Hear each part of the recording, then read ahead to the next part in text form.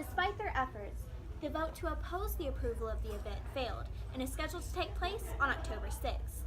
The UL fraternity believes that this story time will present an important message to children. The Lafayette Public Library announced today that Drag Queen Storytime will now be held at SLCC in order to accommodate larger crowds. Drop-off locations can be found in Abbeville Main Fire Station and all of the fire stations in Lafayette. The Total Health Clinic will be celebrating its grand opening next week as Lafayette's first medical marijuana resource. Amid the opioid epidemic, doctors believe that this will be a safe alternative treatment. There are over 100 dogs here at the shelter, kept in cages such as these, waiting to be adopted. I'm here at the Lafayette Parish School Board, where a board member is concerned with the amount of students attending schools outside of their zones. This is Acadiana's News Channel at 6. Good evening. Thank you for choosing Acadiana's News Channel at 6 o'clock. I'm Erica Temple. Police are searching for a man they believe is responsible for shooting someone last night in Abbeville.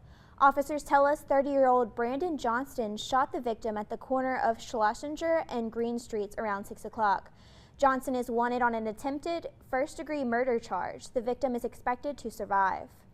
A pedestrian is dead, another injured after a crash involving an alleged drunk driver overnight in Evangeline Parish. Troopers say Michael Fontenot and another man were walking along Highway 3149 when they were hit. The hips on the drag queen go swish, swish, swish, swish, swish, swish. Drag Queen Storytime is exactly what it sounds like. Drag queens reading stories to children. It is an event that has been taking place in libraries across the nation, and thanks to one UL fraternity, the event is about to take place in Lafayette. This summer, me and a couple of friends had went over to the library and asked them to put on a community service event for some younger children so that we could kind of get around the range of what our fraternity was meant to do and the purpose of it. And we decided that a perfect event would be to have drag queens read to kids. The event, however, didn't sit well with many Lafayette residents.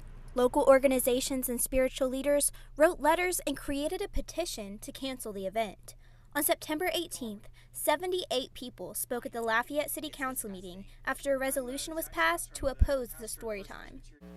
Do we want 3 to 6-year-old boys to believe this is acceptable? That they can mock the opposite sex and get away with it?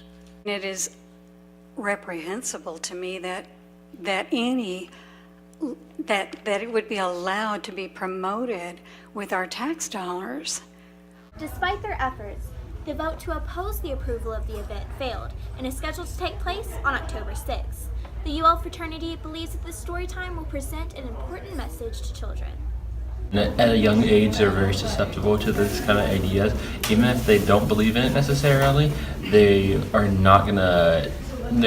gonna be like kind of promoted to not bully other kids, but they don't have to accept that lifestyle. It's more about respect. Reporting in Lafayette, I'm Erica Temple. Every year, the St. Landry Animal Control Center in Opelousas receives thousands of dogs in need of a home. Unfortunately, this means that the dogs are at risk of being euthanized if not adopted in time. But why are so many people getting rid of their dogs? People wanted them. They were cute puppies. They get them, they bring them home. They're not cute in 3 or 4 months when they're eating your shoes and tearing your baseboards off.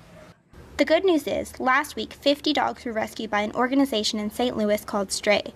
The animal rescue team drove hundreds of miles to pick up the dogs after the shelter put out a plea for help on social media. I've dealt with Stray before. They're just a phenomenal group. We've been through dog fightings, floods, hurricanes. For them, they're a no-kill facility, a kill facility. At the end of your time here, if you're not adopted or rescued, you're terminated.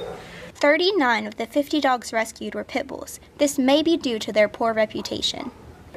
Because they weren't taught any better. We can tell the dogs that come in here that come from owners, you can tell. You can tell the dog that was probably somebody's house pet compared to somebody's dog that was chained outside. There are over 100 dogs here at the shelter, kept in cages such as these, waiting to be adopted. For Louisiana Focus, I'm Erica Temple. Every year we hear about April showers, but this year a local pregnancy clinic brings a whole new meaning to the name. A pregnancy center and clinic is a non-profit center to assist young women with unexpected pregnancies. We provide free pregnancy testing, ultrasounds, assistance with getting a doctor, the medical card. We also provide material assistance, such as diapers, wipes, clothes, anything that a mother would need to care for herself and for her baby. That's what we provide. This year, the clinic is hosting a baby shower the entire month of April with the help of the Lafayette community.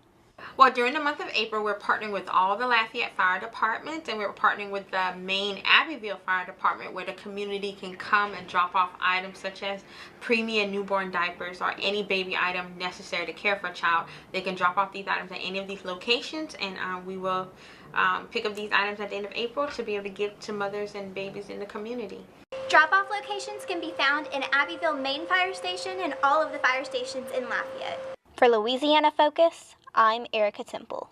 Coffee drinkers and UL fans rejoice. Last month, UL introduced their newest promotional food item, the Ragin' Cajun's French Roast Coffee. The university partnered with Melojoy to create a custom blend that reflects the Cajun and Creole culture. The bag's design was created by Courtney Jeffries, Assistant Director of Creative Services at UL. The design was inspired by the Cajun and Creole culture. The university really prides itself on being the keepers of the Cajun and Creole culture. For Jeffries, the coffee can be used in more ways than one. I sometimes paint with coffee, and I thought that it would be a good idea and made sense to paint this with coffee. So you take a brush and you dip it into a cup of coffee and you paint with it. For now, the coffee is commercially being sold at Rouse's locations in Lafayette, Youngsville, and Morgan City. You can also find the coffee here at the Ragin' Cajun bookstore located in the Student Union. The coffee joins other consumable products such as the Ragin' Cajun Ale and Sonic's Ragin' Cajun Burger. For Louisiana Focus, I'm Erica Temple.